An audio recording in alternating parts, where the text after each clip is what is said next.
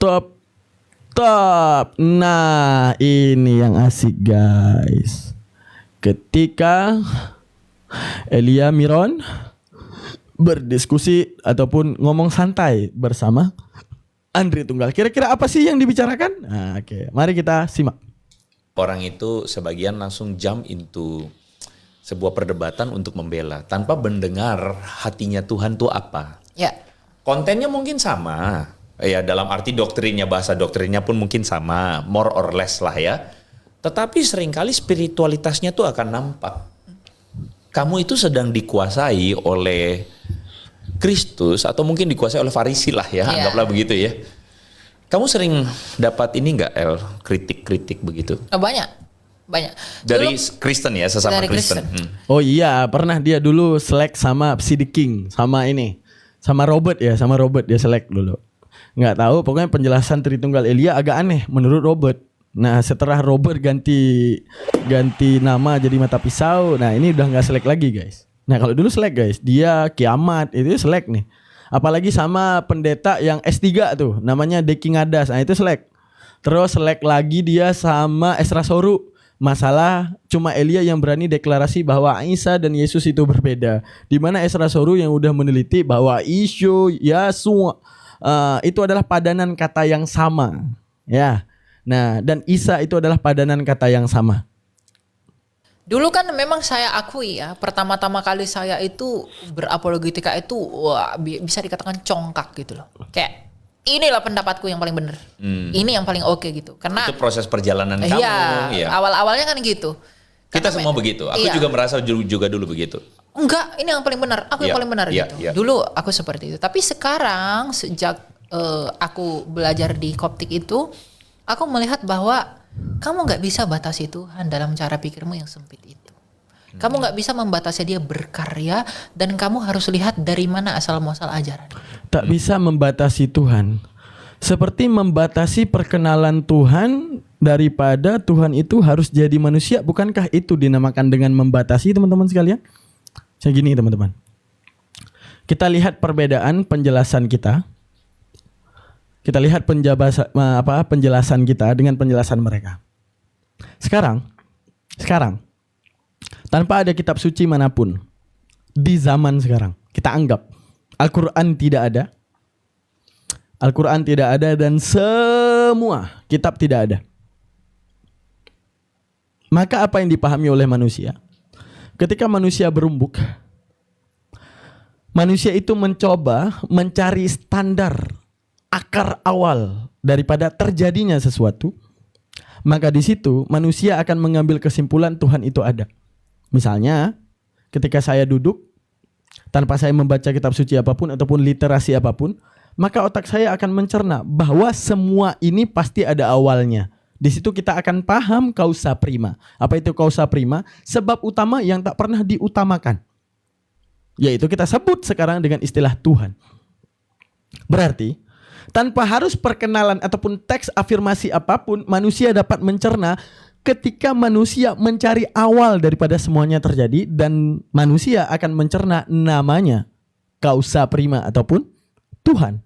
Maka dari itu manusia akan paham Tuhan. Lalu ketika manusia berumbuk dan menanyakan, kira-kira Tuhan itu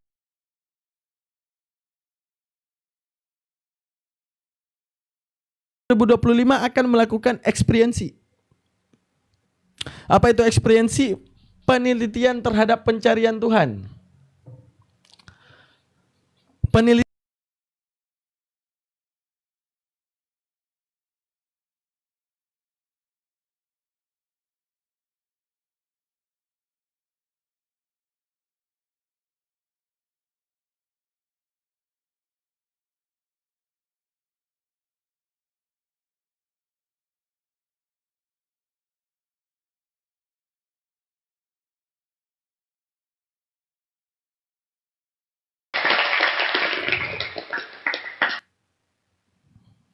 Nah, ketika otak manusia itu tidak terkontaminasi apapun, maka manusia akan memandang dunia ini dan mencari mana yang pantas aku tuhankan.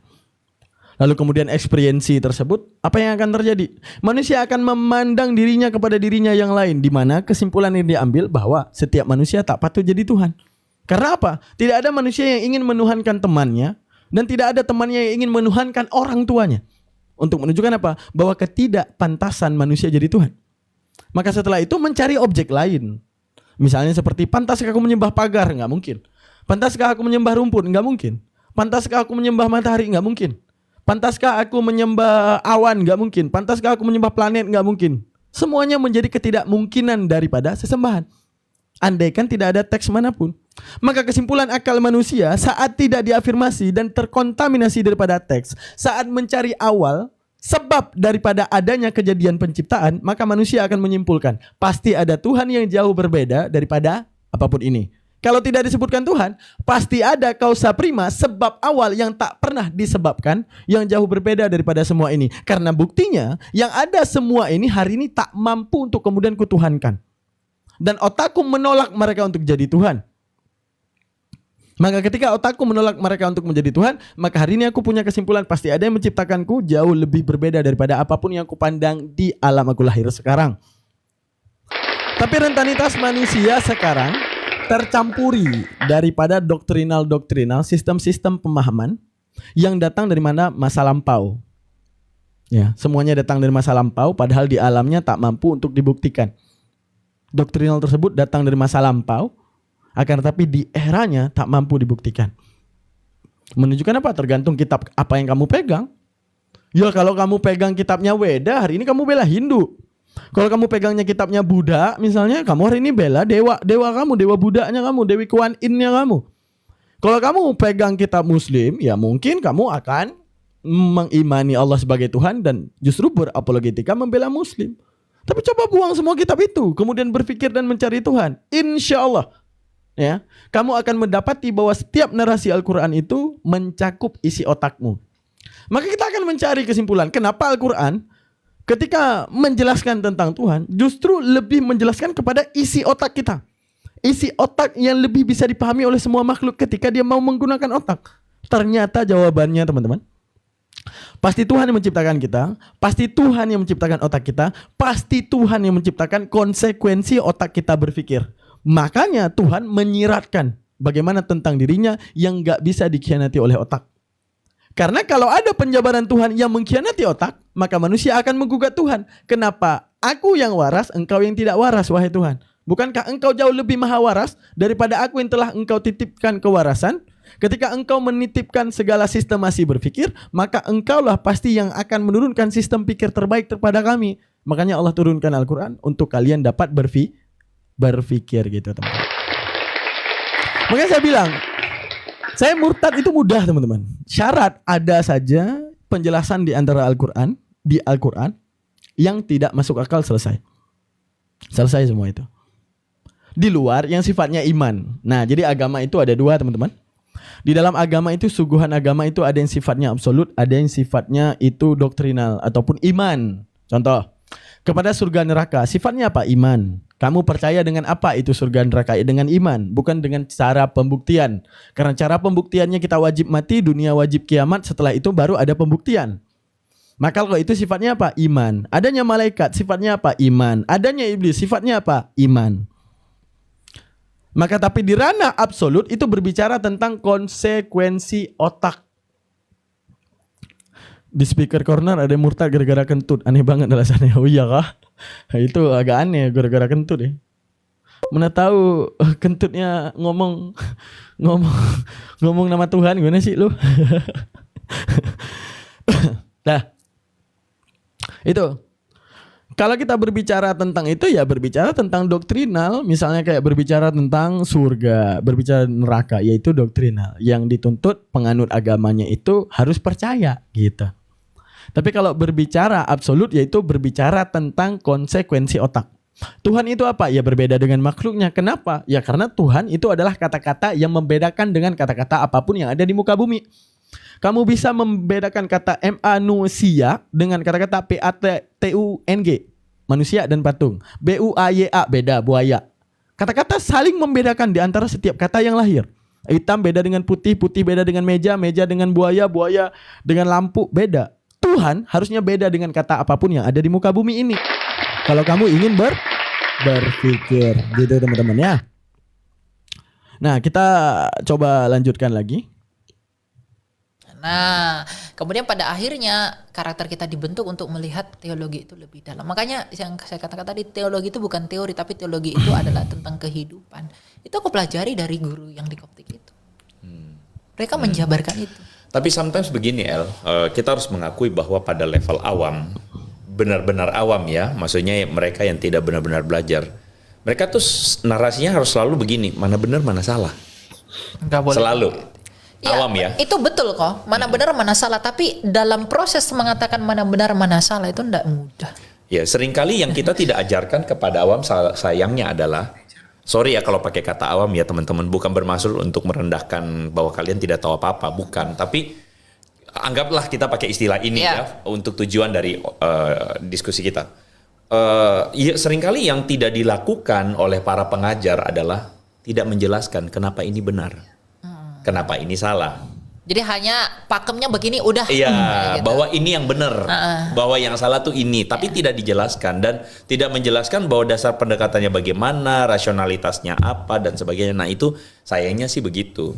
Kalau gue seringkali orang juga tergoda ya, dalam arti orang tuh selalu bertanya, loh kok Andre ini hitam putih nih, bukan hitam putih, abu-abu maksudnya ya. Tidak tegas mengatakan ini benar, ini salah, ini sesat, ini nggak sesat. Gue sangat menghindari tuh kata. Nah, berbicara tentang ini lagi teman-teman, benar dan salah. Benar dan salah itu berbicara tentang klaim benar apa gimana sih? Coba. Benar dan salah ini berbicara tentang apa? Klaim benar dan klaim salah. Pertanyaan saya, bisakah kebenaran itu karena banyak ada yang meyakini? Bisa nggak itu disebut benar ketika hal tersebut banyak diyakini? Saya berikan contoh. Wortel itu adalah alat transportasi seluruh dunia. Moi baru saja bersedekah 10.000. Semangat. Ya, semangat banget. Thank you. Kok pecah piring. Nah, thank you Kak Moy. Oke. Kebenaran itu bisakah dikatakan benar hanya dengan banyak diyakini orang lain? Saya bilang, wortel itu alat transportasi. Selain diri kamu semua ini, dunia meyakini hal tersebut. Bisa nggak itu dikatakan kebenaran? Mayoritas bukan penentu kebenaran. Benar. Mantap. Tapi kebenaran itu dibuktikan apa? Boleh. Kita bisa terima apapun. Kita bisa terima apapun yang menjadi klaim kebenaran, teman-teman. Ketika dikatakan gini, wortel alat transportasi, jangan dulu bantah. Buktikan dulu dari mana ditinjau wortel ini adalah alat transportasi gitu. Atau api itu dingin. Jangan langsung dibantah. Tinjau dulu dari mana arah api ini menjadi dingin gitu. Tapi kalau jawabannya, iya ini adalah pembuktian begitu banyak sejarawan menulis. Enggak, itu nggak bisa diterima. Karena klaim benar, karena klaim salah, itu berbicara tentang otak memproses dan menyimpulkan. Tanpa ada sistemasi otak berpikir hanya bermodal orang terdahulu meyakini, maka itu bukanlah kebenaran. Tapi hanya sesuatu yang coba dibenar-benarkan. Sama seperti saya bilang gini. Ketika kita punya pacar, ketika pacar kita ngasih alasan yang tidak masuk akal saja, kita pasti menolak. Lalu kenapa firman Tuhan apabila tidak masuk akal kita menerima? Tidak bisa. Karena menunjukkan apa? Bahwa sudah pasti detik Tuhan menciptakan akal, maka detik itu juga Tuhan paling tahu hal apa yang harus disampaikan agar tidak menyalahi akar. Konsekuensinya tidak menyalahi akal. Konsekuensinya sama seperti kita yang menciptakan robot. Saat kita membuat robot ada tombol hijau dan tombol merah.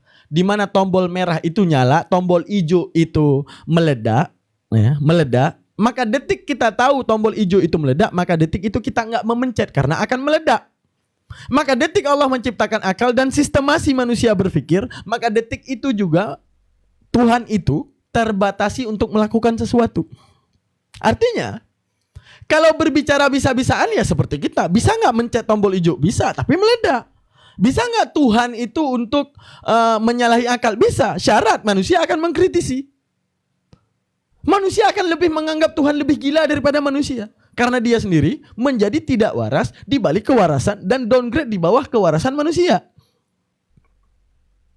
Paham ya? Paham ya? Misalnya, bisa nggak Bang Tuhan menjadi peci? Ya bisa. Tapi untuk apa? Lalu saat dia menjadi peci, apa yang terjadi? Maka otak manusia di situ akan diuji. Ya kita akan terima. Bisa nggak Bang manusia jadi peci karena dia maha kuasa? Bisa. Syarat, kita nggak boleh punya otak. Karena kalau kita punya otak, ada dua yang kontradiksi di dalam otak kita. Pertama, peci itu lemah. Tuhan itu maha kuasa. Maha kuasa dan maha lemah ada di dalam satu waktu yang sama. Lalu bagaimana kita memutuskan? Ini kuat apa lemah? Kita bilang kuat tapi dia lemah. Kita bilang lemah dia tapi kuat. Nggak bisa. Sama seperti kita mau memutuskan, ini kiri dan kanan. Nggak bisa. Karena detik dia kiri bukan kanan. Karena detik dia kanan dia bukan kiri. Maka detik Tuhan tahu konsekuensi kita berpikir seperti ini, maka detik itu Tuhan tidak boleh menyalahgunakan konsekuensi otaknya, konsekuensi otak manusia yang telah diciptakannya. Maka Tuhan boleh berlaku apapun syarat. Kita nggak boleh punya otak. Karena di saat dia punya otak, di saat kita punya otak, Tuhan yang tadinya bisa melakukan apapun, dia membatasi karena kita diberikan otak. Itu teman-teman. Konsekuensi logiknya seperti itu. Oke, teman-teman sekalian. Kita lanjutkan lagi penjelasannya.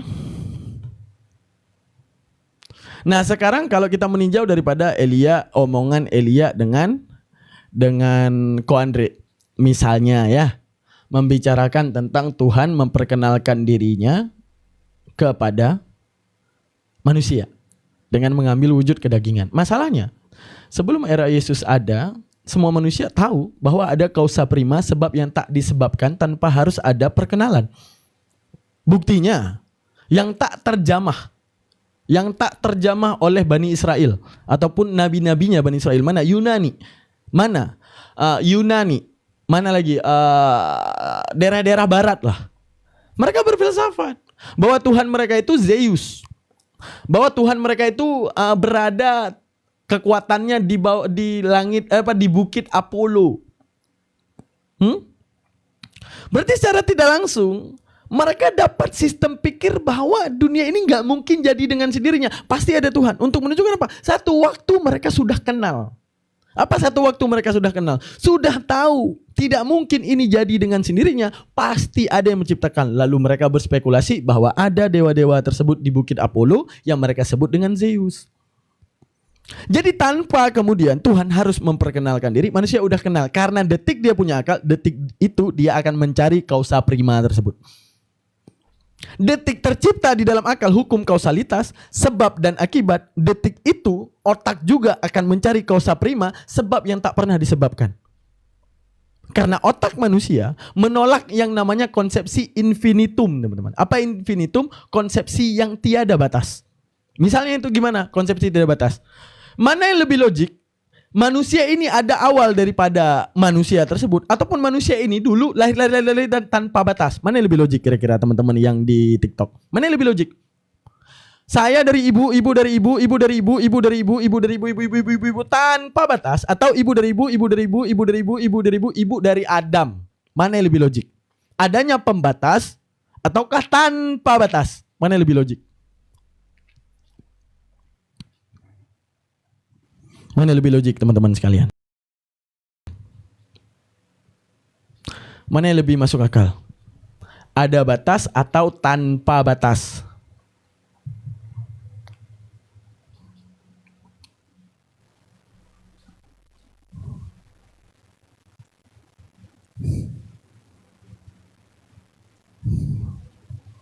Lebih logik mana? Ada ada batas. Itulah hal yang paling logiknya, bahwa Tuhan itu ada bahwa penciptaan manusia itu ada batasnya, yaitu Adam. Oke. Maka detiknya ada batas, maka detik tersebut otak manusia akan mencari siapa yang menciptakan batas. Maka terpahamlah kausa prima. Apa itu kausa prima? Sebab yang tak pernah disebabkan. Itulah yang dipahami oleh manusia kepada Tuhan, Tuhan. Jadi nggak perlu memperkenalkan diri, tapi pengenalan tentang Tuhan adalah chipset utama akal, di mana manusia udah bisa menggunakan akal, di mana saat itu juga manusia udah paham bahwa pasti semua ini disebabkan oleh sesuatu yang tak pernah punya sebab. Maka tolakkan. Jikalau ada penjabaran apapun manusia, dia tak pernah disebabkan, dia adalah sang maha awal. Detik ada kelahiran, maka batalah maha awal. Dialah keabadian. Kenapa dia keabadian? Karena dia Tuhan. Detik ada kematian, maka batalah arti keabadian. Detik ada kematian tersebut. Itu sistem berpikir. Karena nggak akan mungkin bersatu keabadian dengan versi mati. Mati dengan keabadian. Kelahiran dengan sang maha awal. Maha awal dengan kelahiran. Itu nggak akan pernah nyatu. Seperti kita menyatukan gerak dan diam. Ini gerak, ini diam. Saya bilang ini gerak dan diam. Nggak bisa. Karena itu sistem mekanisme otak berpikir. Bagaimana Tuhan yang maha kuasa tersebut memekanisme otak. Maka Tuhan juga berharap kita menggunakan otak. Baru kemudian seperti pembahasan Elia dengan Andre Tunggal berbicara tentang mana benar mana salah. Mana benar mana salah bukan kesepakatan daripada Bapak Gereja. Kesepakatan dari seluruh umat manusia kalau seandainya mereka mau menggunakan otak. Maka boleh kita katakan Kristen benar, syarat munculkan sistem berpikir. Dan kami bisa berpikir, dan umat Hindu bisa berpikir, dan umat Buddha bisa berpikir kalau ini benar. Tapi kalau hanya dipahami di dalam internalnya doang, yaitu kesepakatan daripada manusia-manusia terdahulu bahwa Tuhan harus seperti ini, maka itu masih bisa ditolakkan. Tapi sistem pikirnya apa? Sehingga kamu kalau berpikir akan mampu berpikir seperti manusia dan pendapat manusia yang terdahulu. Baru kemudian ini bisa dikatakan benar. Jadi benar itu bukan bercerita tentang tulisan yang banyak diyakini. Tapi benar itu bercerita otakmu dalam sistem pikir dapat menimbulkan kesimpulan, dapat memunculkan kesimpulan, dan otak orang lain ketika kesimpulan tersebut kamu munculkan, otak orang lain juga bisa menyimpulkan bahwa ini benar gitu teman-teman. Paham ya? Oke, kita lanjutkan.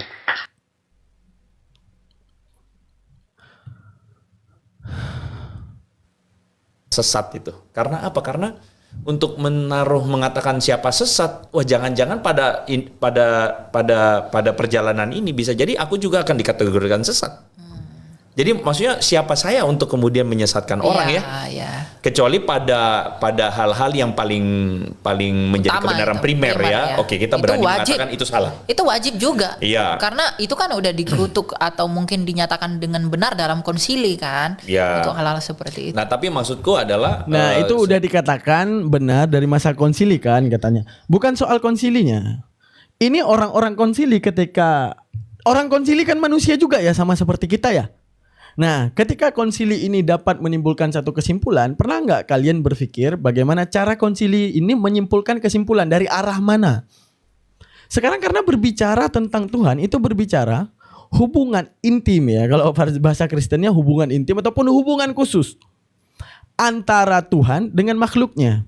Maka jikalau kalian percaya Yesus, maka kalian harus tahu Yesus ngomong apa kepada kalian di luar apa yang dipendapatkan oleh manusia tentang dia, dan dipaksa kalian untuk meyakini. Jangan.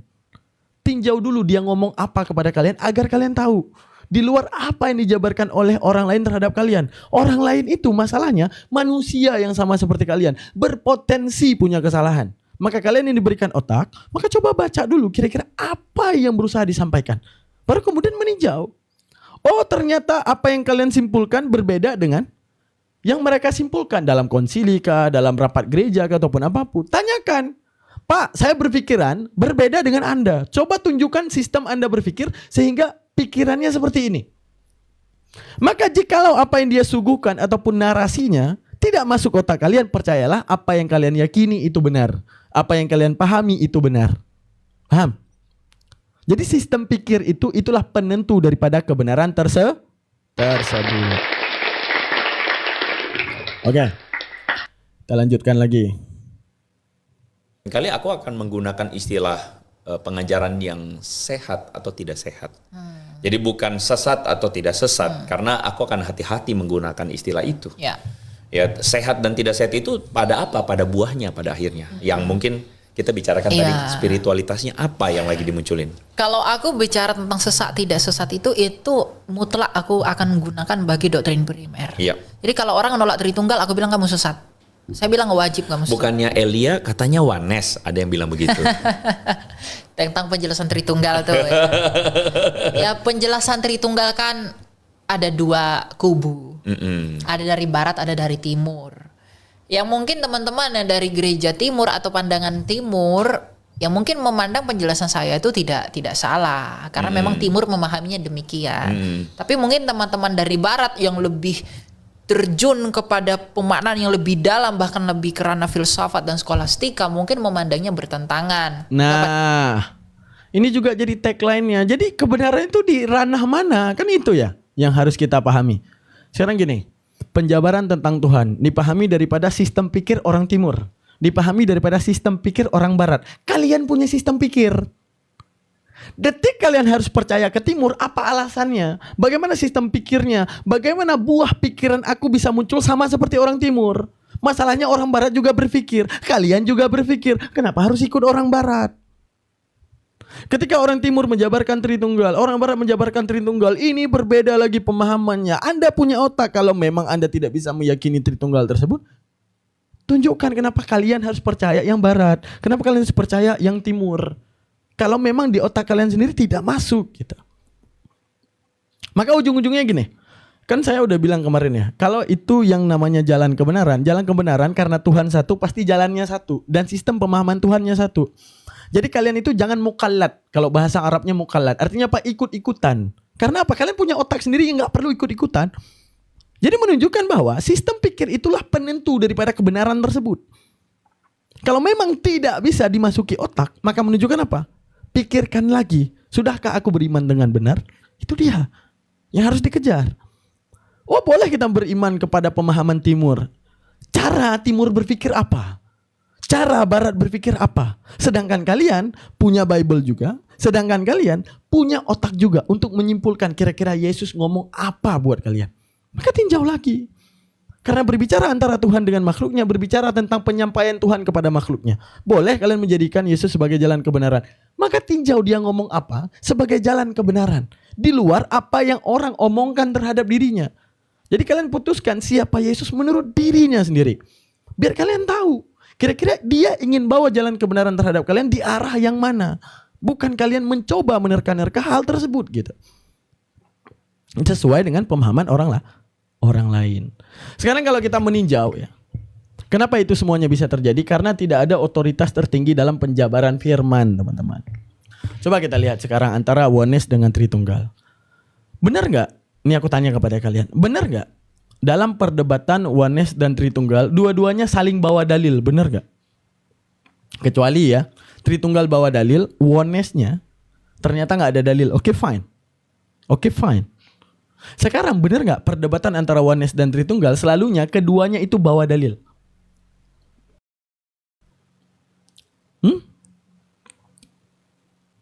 Benar nggak? Dua-duanya saling berdebat dan saling berbawa dalil. Misalnya onenessnya bawa Lukas, dibantai Tritunggal oleh Matius. Nanti Matius bawa KPR bawa ini, bawa. Saling mengadu dalil. Karena apa? Tidak ada otoritas tertinggi dalam penjabaran Bible. Tapi kalau kita Al-Quran, wajib selisan dengan Rasulullah. Walau bagaimanapun orang mentafsirkan Al-Quran, kalau dia tidak punya guru, yang guru itu saling berhubungan sampai ke mulutnya Rasulullah, maka ditolakkan.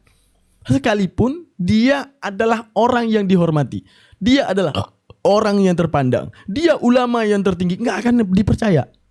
Ilmu lu ninjau dari mana? Lu menjabarkan Al-Quran ini ninjau dari mana? Siapa guru lu gitu? Itu kalau di Islam. Ditanyakan dari mana arah ini muncul dan penjabaran kamu ini muncul, semulut nggak dengan mulut Rasulullah? Karena apa? Al-Quran itu sifatnya umum, penjelasan khususnya ada pada lisan Rasulullah. Maka wajibnya kita umatnya harus selisan dengan Rasulullah, yaitu meninjau Rasulullah punya murid, dari murid punya sahabat, sahabat daripada murid sampai ke alam kita.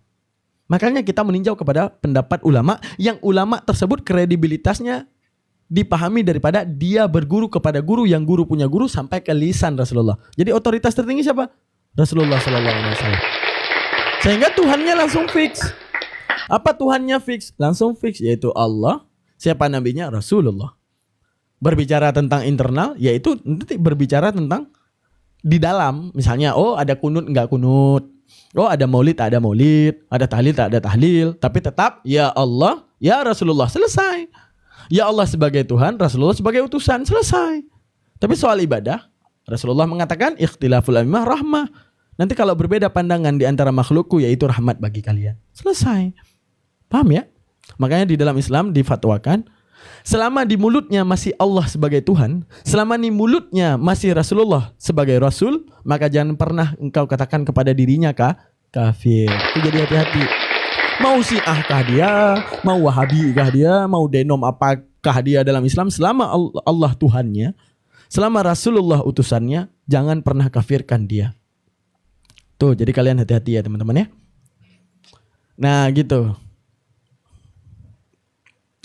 Oke, kayaknya kita udah bisa masuk ke pengajian kita hari ini. Kita akan membahas masalah istiqam dan mustaqim, teman-teman sekalian ya. Nah, tapi tentang perdebatan mereka itu sudah jelas-jelas dikatakan oleh Al-Quran. Kita buka dulu ya. Perdebatan di dalam kekristenan ini itu sudah dipaparkan jauh hari oleh Al-Quran. Kita mulai daripada Al-Maryam 30. Coba perhatikan satu-satu ya. Di sini puncaknya.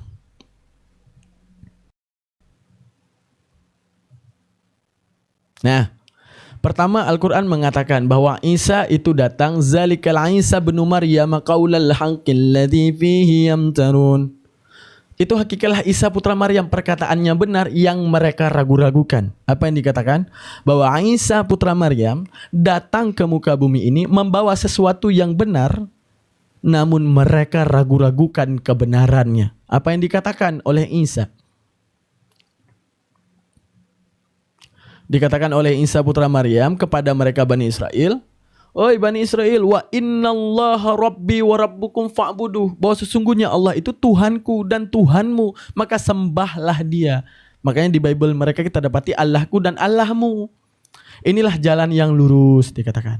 Untuk menunjukkan apa? Bahwa sembahlah Tuhan yang menjadi Tuhanku dan juga Tuhanmu, sembahlah dia. Terus dikatakan apa lagi? Kemudian apa yang terjadi? Fakhtalafal ahzamu min bainihim fawailul lillazina kafaru min masyhadi yaumin adim. Apa dikatakan?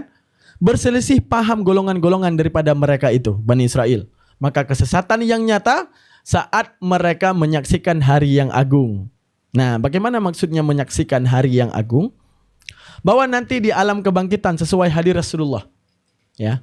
Sesuai hadis Rasulullah, di alam kebangkitan nanti semua orang yang menyembah selain Allah, mereka akan mencari Tuhan-Tuhannya. Itu Rasulullah yang ngomong. Bahwa nanti orang-orang yang menyembah selain Allah, mereka akan mencari Tuhan-Tuhan mereka untuk dimintai pertanggungjawaban. Mereka akan mencari itu. Mereka datang, yang menyembah hidup mereka akan mencari dewanya, yang Buddha akan mencari dewanya, ataupun apapun itu akan mencari sesembahan-sesembahannya. Lalu mereka berlari ke masyrik, mereka berlari ke maghrib, ke ujung bumi dan semuanya untuk mencari sesembahannya. Baru di saat itu mereka sadar, ternyata apa yang mereka sembah, apa yang mereka bela, ternyata bukanlah yang hakikat untuk mereka sembah. Lalu percuma mereka diberikan akal yang dengan umur yang begitu cukup untuk memfungsikan akal, ternyata justru mereka membuang akal. Padahal akal itu adalah spesialnya manusia dalam menentukan kebenaran, tapi di dalam bertuhan mereka mengabaikan hal yang spesial yang dianugerahkan Tuhan, yaitu akal. Makanya teman-teman, ada ayat ini mengatakan nih, apa namanya tuh? Makanya ada doa Nabi Isa. Nah, apa doa Nabi Isa nih? Mana dia? Ini doa Nabi Isa, teman-teman. Ya Allah, sejahterakan di atasku ketika aku telah lahir, dan nanti amut, ini fi'il mudhari, nanti akan datang kematianku, dan nanti akan datang aku dibangkitkan. Nah, ini bercerita tentang alam saat kemudian Nabi Isa itu dibangkitkan oleh Allah di padang mahsyar seperti kita. Nah, kan ada tadi, fawailil lillazi min masyhadi yaumin adzim. Ub'asu hayya. Seperti yang saya ceritakan tadi bahwa setiap manusia akan dibangkitkan oleh Allah di alam penghakiman. Apa yang dikatakan? Fawailul lillazi min masyhadi yaumin adzim. Apa itu fawailul lillazi? Kesesatan yang nyata saat nanti kemudian mereka menyaksikan hari yang agung. Apa hari yang agung? Ketika keadilan Tuhan ditegakkan, orang telah mati dibangkitkan kembali semuanya termasuk Nabi Isa. Makanya Nabi Isa di sini berdoa, apa yang didoakan oleh Nabi Isa, ya Allah lindungi namaku. Ini namanya fi'il madi. Wulidtu diambil daripada kata walada, walada, waladu, walada, waladat, waladata, waladna, walidta, walituma, walitu, walitu, walituma, walituna, walitu, walidna. Nah, ini fi'il madi. Oke? Jadi fi'il madi bercerita masa yang telah lampau dan udah terjadi. Berarti kelahiran Nabi Isa udah terjadi, lalu dia berdoa, wassalamun alayya yauma wulidtu, ya Allah, sejahterakan saat aku telah lahir, wa yauma amut. Amut ini fi'il mudhari dalam bahasa Arab. Apa itu fi'il mudhari? Yang akan datang, belum kejadian. Saat Nabi Isa mendoakan hal ini, apa dikatakan? Amut, saat nanti aku akan dimatikan. Apa? Yamutu yamutani yamutuna tamutu tamutani yamutsna tamutu tamutani tamutuna tamutina tamutani tamutsna amutu namutu. Fi'il mudhari, sesuatu yang akan datang. Ub'asu diambil kata ba'asa. Ya ba'asu ya ba'asani ya ba'asuna. Ya ba'asu ya ba'asani ya ba'asuna. Tab'asu tab'asani ya ba'asna tab'asu tab'asani tab'asuna tab'asina tab'asani tab'asna ab'asu nub'asu. Ini berbicara tentang apa? Yang akan datang. Menunjukkan apa? Bukan sesuatu yang udah terjadi. Ini sesuatu belum terjadi karena dituliskan dengan fi'il mudhari. Kalau kita haus ya, kebanyakan merepet kita dari tadi ya. Bentar minum dulu guys, haus.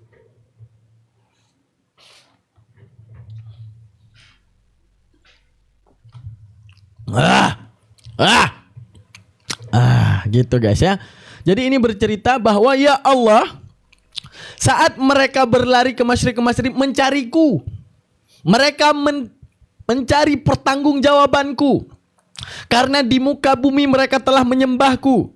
Mereka akan mencariku dan meminta pertanggungjawaban terhadapku. Ya Allah, lindungi, salamun alayya, lindungi aku ya Allah. Coba kita lihat di Matius 7:22. Ada yang ingat Matius 7:22? Kita anggaplah ini cocokologi ya. Kita anggap kalau ini cocokologi. Cocokologi kita Matius 7:22. Ini adalah satu kejadian di mana di alam kebangkitan, waktu itu aku akan berterus terang kepadamu, bukan mengatakan kepadaku Tuhan dapat masuk kerajaan Bapa. Bernubuat di atas namamu, enyahlah. Bermujizat di atas namamu, enyahlah. Sungguhnya kalian pelaku kejahatan. Ini asumsi kita dan cocokologi kita. Inilah ketika Nabi Isa dibangkitkan dan mereka cari untuk pertanggungjawaban karena mereka telah tuhankan. Betapa Nabi Isa di dalam Al-Quran itu dihakimi oleh Allah. Apa yang dihakimi? Isa, bukankah kamu yang mengatakan dirimu Tuhan? Tidak ya Allah, Maha Suci Engkau, tidak pernah aku menyetarakan dirimu dengan menyatakan dirimu dengan aku. Lindungilah aku daripada kelahiranku, saat aku akan mati dan saat aku akan dibangkitkan ya Allah daripada fitnahan keji mereka. Itu yang dikatakan Al-Quran. Tidak lain Al-Quran ini adalah kitab klarifikasi daripada para rasul. Bahwa para rasul ini difitnah keji. Maka dikatakan, apa dikatakan? Mereka tidak lain hanyalah yang mengikuti perihal hawa nafsunya tentang kebenaran. Mengikuti perihal hawa nafsunya tentang kebenaran. Allah katakan kepada mereka, wala talbisul haqqa bil batil wa antum ta'lamun. Kamu jangan mengubah hal yang benar engkau gantikan kepada hal yang salah padahal kamu ketahui. Allah mau bilang, kalian mengikuti prasangka dan setelah mengikuti prasangka, kalian campur kebenaran dengan keburukan. Sehingga kemudian apa? Orang di tahun 2025 apa yang terjadi? Mereka sulit untuk menemukan kebenaran. Makanya Al-Quran turun sebagai pedoman pencarian terhadap kebenaran. Siratan, kemarin kita berbicara tentang sang pembawa jalan, tujuan dan arah jalan dan alat jalan tersebut dan penganut jalan tersebut. Udah kita jelaskan secara rinci kemarin. Masalah kata-kata siratan. Nah, kalau yang masih ketinggalan boleh lihat di YouTube ya. Nah, di YouTube ada itu. YouTube saya tuh.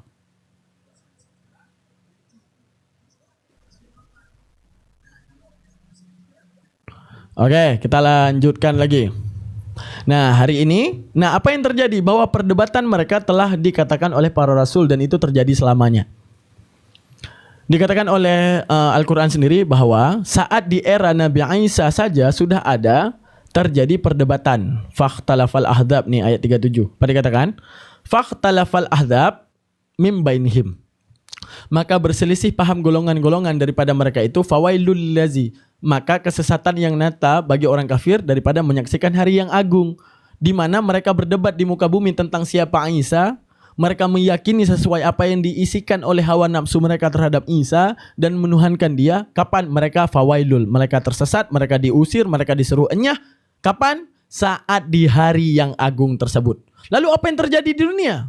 Apa yang dikatakan Allah kepada mereka?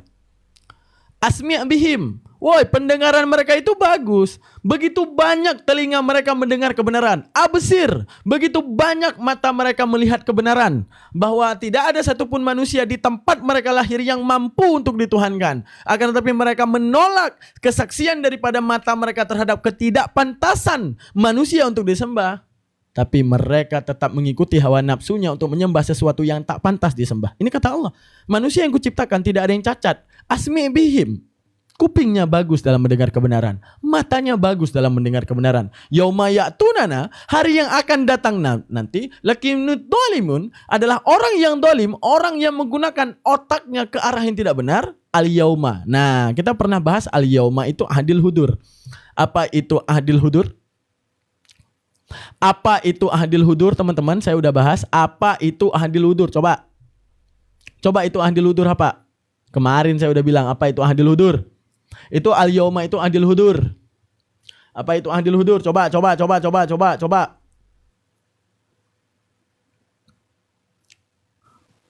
Apa itu ahdil hudur? Ayo, kemarin saya udah bilang alif lam ahdil hudur. Apa itu? Alif lam dalam bahasa Arab yang ahdil hudur. Aku nggak nyimak. Lihat di YouTube, makanya jangan kelewatan ilmunya. Kak Misnah, Bang Moge, mana nih? Atau Kak Elma, ada nyimak nggak Kak Elma? Masalah alif lam ahdil hudur. Yang mau agama manapun, kalau dia ke Arab dia harus tahu itu alif lam itu. Skip Ustadz, kemarin ketiduran. Alasan lo banyak banget, alasan kalian semua. Banyak banget alasan lo. Capek aku ajarin, kalau udah kagak ingat. Ada ahdi zihni, ada ahdi zikri, ada ahdil hudore. Apa itu ahdil hudore? Apa itu ahdil hudore? Hah? Nge-lag kemarin, alasannya lu semua. Alasan lu.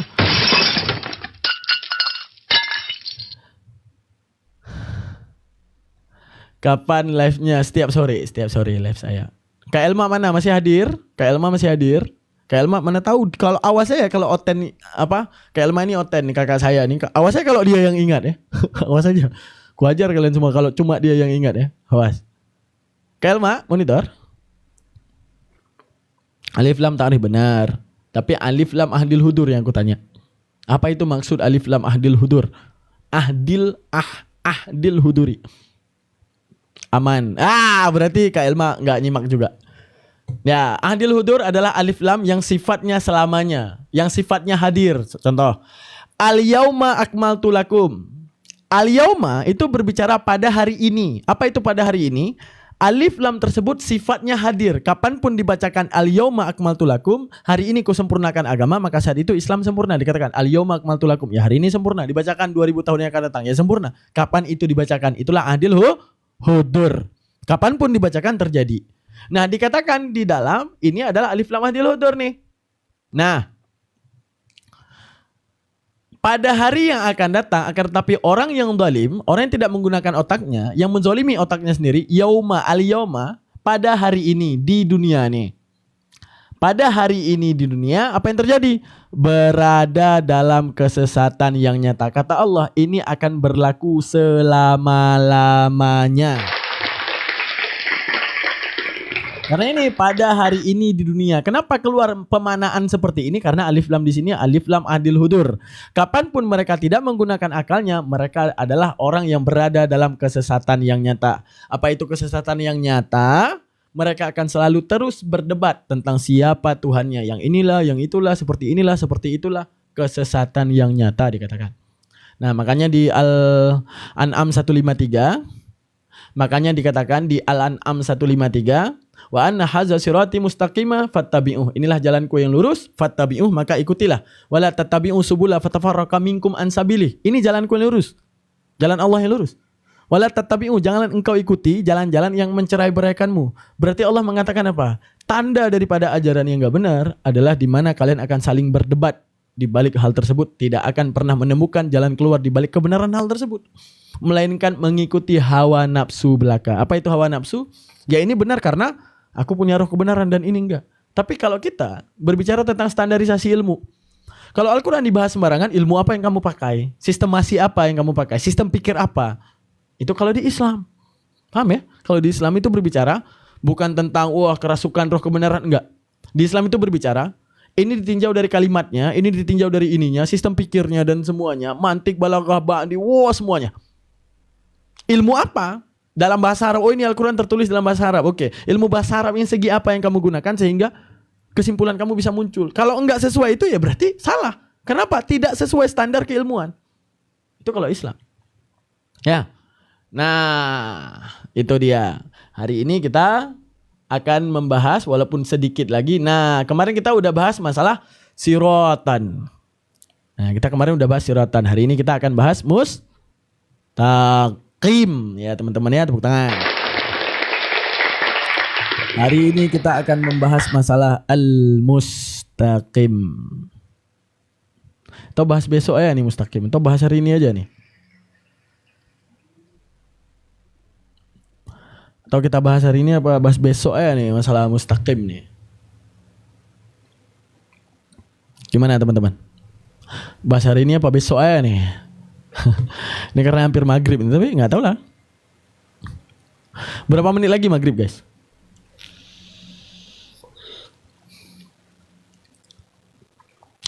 Bahas besok aja mepet iya. Karena pembahasan masalah mustaqim ini sangat panjang teman-teman. Kenapa panjang? Kata-katanya yaitu qoma. Kata qoma ini beda dengan kata-kata istaqama, beda dengan kata-kata qawwama, beda-beda dengan taqama, beda. Beda pemanaan. Kebetulan itu ditulis dengan istaqtama. Dengan alif sinta, makanya menjadi mustaqim. Istaqama yastaqimu istiqaman fahuwa mustaqimun. Apa alasannya dilebihkan alif sin dan ta? Baru kita kemudian arti mustaqim apa? Menunjukkan apa? Mustaqim ini adalah satu hal yang berat dan diwajibkan Tuhan terhadap seluruh manusia yang berotak. Itu kisi-kisi yang akan kita bahas daripada al-mustaqim, teman-teman sekalian ya. Itu yang akan kita bahas tentang al-mustaqim. Nah, gimana teman-teman? Ada pertanyaan? Benar-benar hari ini mukanya berseri-seri. Ya kah? Ya kah? Nauzubillah ya Allah, nauzubillah. Summa nauzubillah. Nah, mustaqim ini adalah tuntutan kepada seluruh manusia yang menggunakan otak. Coba pikir benar nggak seperti ini? Ya gitu. Saking luasnya makna. Tapi dalam bahasa Indonesia cuma mampu. Eropa hadir jauh kali bang. Kita kemarin udah bahas masalah. Kita kemarin kok aku mirip ini ya hari ini. Mirip apa? CEO Laguna ya guys ya. Kayaknya komen. Aku bagus ke meja atau kaos? Mana nih? Mana Kak Elma nih? Aku bagus gimana Kak? Gimana nih teman-teman sekalian Bang Mogi ini? Kak Elma dia lebih mencari orang Aceh yang murtad daripada orang Aceh yang membawa dia ke mu'alaf. Kan lucu ya?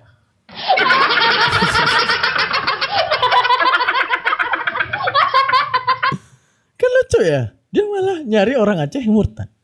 Bukan nyari orang Aceh yang membawa dia ke mu'alaf. Gimana sih? Astagfirullah. Mata tumpul habis hujat di Kang Dito. Ya gak apa-apa. Nanti malam jangan lupa ya. Jam 8 Abang Da kita. Mana ada orang Aceh murtad. Jangan sembarangan. Jangan sembarangan. Nih aku bilang kepada kalian. Di Aceh itu emang toleransinya tinggi teman-teman. Di Aceh toleransinya kan. Apalagi daerah kota. Oke. Tapi di daerah Kuta Cane yang dekat-dekat perbatasan Medan itu banyak yang murtad. Itu banyak yang murtad. Tapi kalau di daerah kota susah men. Susah. Di Aceh itu punya adat. Ya kalau lu Kristen ya udah gak usah sebarin agama. Udah. Dan juga kalau orang Aceh itu udah tahu dia Kristen ya dia nggak akan sebar-sebarin agamanya. Hidup berdampingan aja. Di Aceh itu ada gereja, di Aceh itu ada wihara, semua ada, bukan nggak ada. Gereja di Banda Aceh gede banget loh, serius.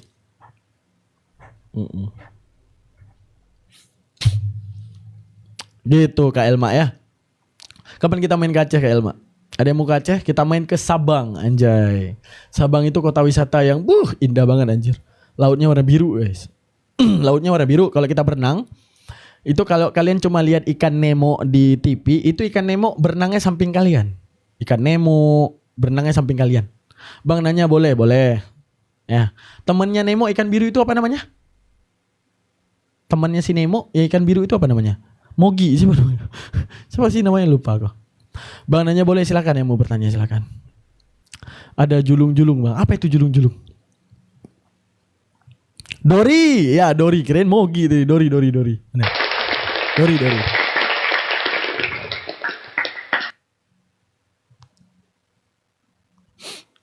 Kok pada tahu ya itu Dori ya? Nah, kisi-kisinya besok kita akan bahas. Di sini ada sin, ada ta, ada alif yang dikilibatil jadi mim. Nah, ini 3 huruf yang dilebihkan ini dinamakan dengan faidatul talab. Apa itu faidatul talab besok kita bahas. Dan ini bukan pembahasan tafsir tapi pembahasan ilmu bahasa Arab.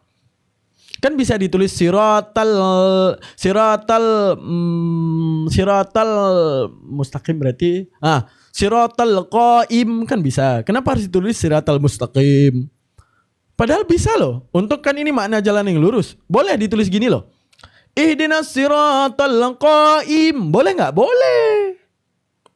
Ataupun ditulis ihdinas siratal mustaqam. Boleh enggak? Boleh. Boleh enggak ditulis dengan ihdinas siratal qawwama yuqawwim fa huwa muqawwamun. Ihdinas siratal muqawwim. Boleh, tapi kenapa kalimat ini yang dipilih? Nah, itu pembahasan kita untuk besok hari, teman-teman. Nah, hari ini kita udah cukupi ya. Kita hari ini udah bahas masalah reaksi kita tentang video tersebut. Ya, tentang perdebatan.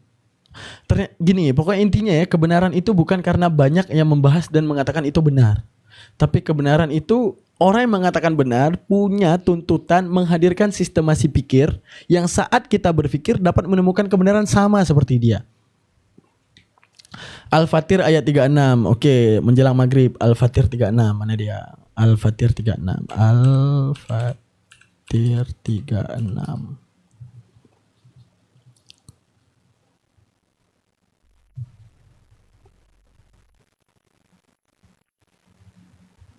Apa itu Al-Fatir?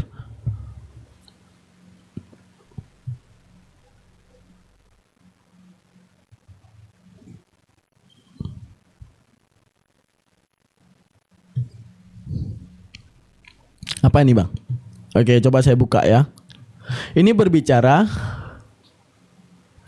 bisa nggak aku mau daftar belajar sama aku di online? Nanti jadi jodoh aku, nggak takut loh.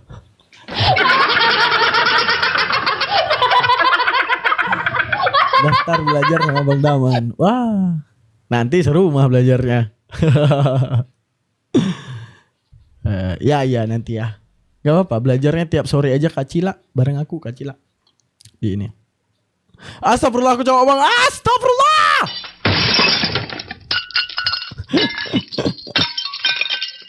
Saya juga mau belajar privat, boleh. Enggak, gini. Belajar privat apa yang kalian mau pelajari?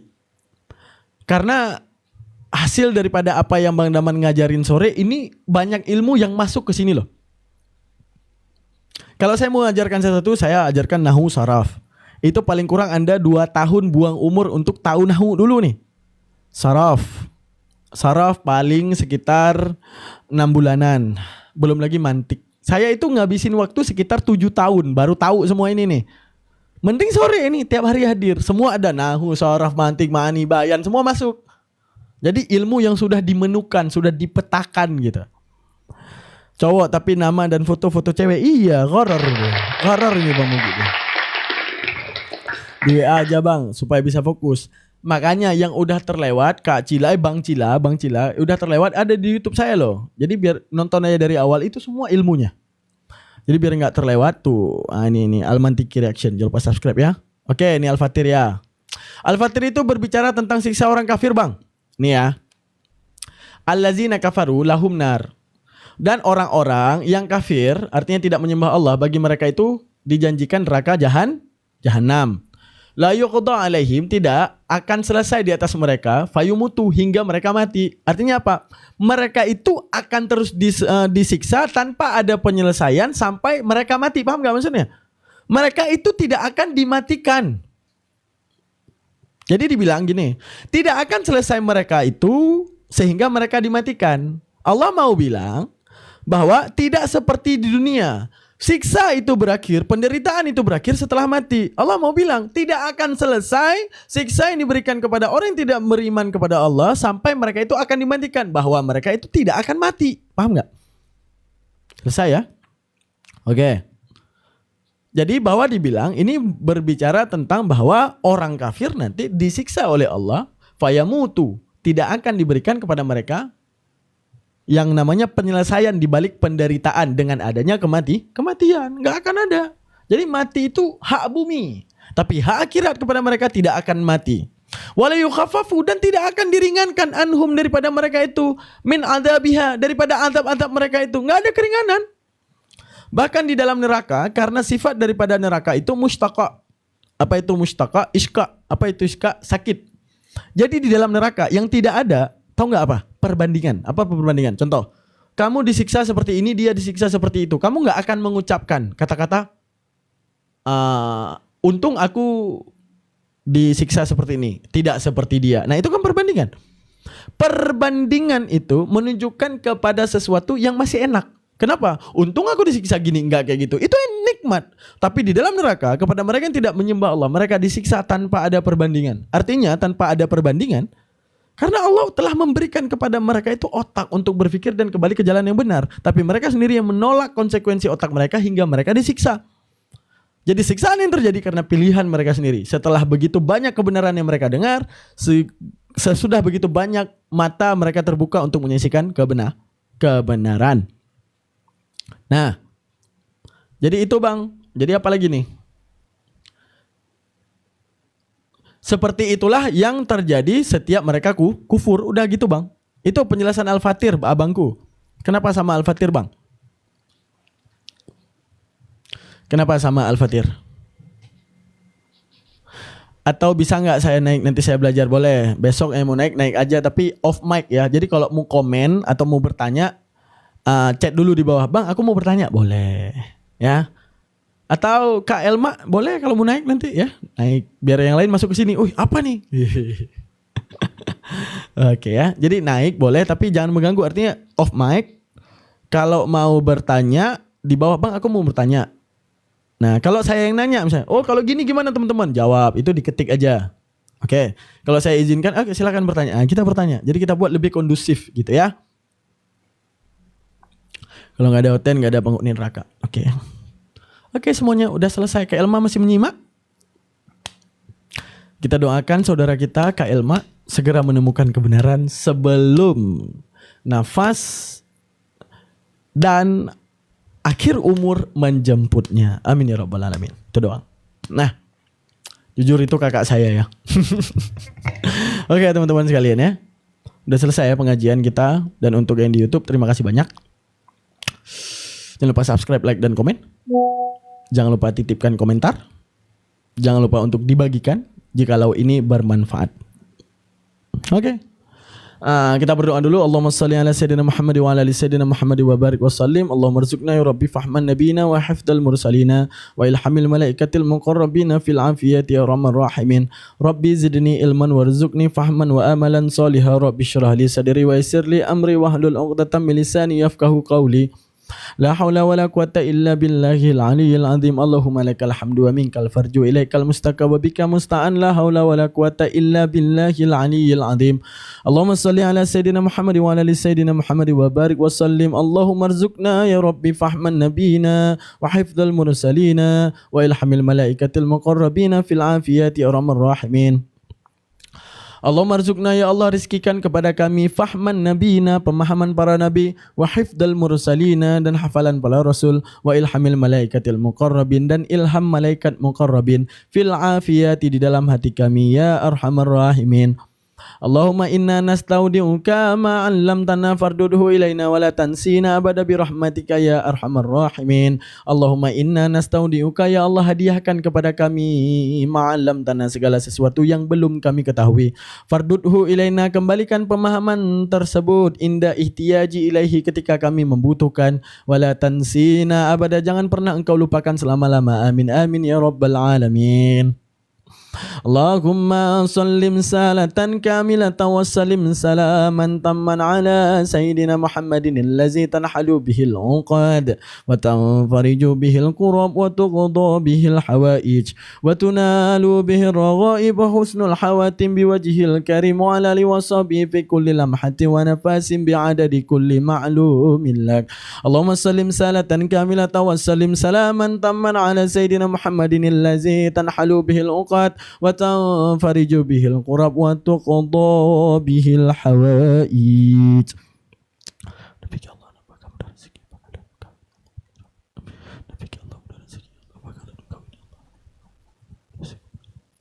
Wa tuqda bihil hawaij.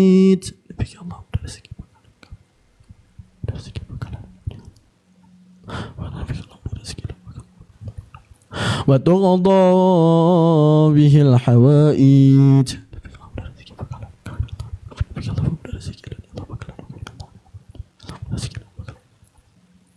Wa tunalu bihi raghaib wa husnul hawatim biwajhil karim wa ala liwasabihi fi kulli lamhatin wa nafasin bi'adadi kulli ma'lumin lak. Subhana rabbika rabbil izzati amma yasifun wa salamun alal mursalin walhamdulillahi rabbil alamin. Al-Fatihah. Warahmatullahi wabarakatuh. Minasyaitonir rajim. Bismillahirrahmanirrahim. Alhamdulillahi rabbil alamin arrahmanir rahim maliki yaumiddin iyyaka na'budu wa iyyaka nasta'in ihdinas siratal mustaqim siratal ladzina an'amta 'alaihim ghairil maghdubi 'alaihim waladdallin. Amin. Oke, ya Rabbi salli ala Muhammad, ya Rabbi salli alaihi wasallim, ya Rabbi salli ala Muhammad, ya Rabbi salli alaihi wasallim, ya Rabbi salli ala Muhammad, ya Rabbi salli alaihi wasallim.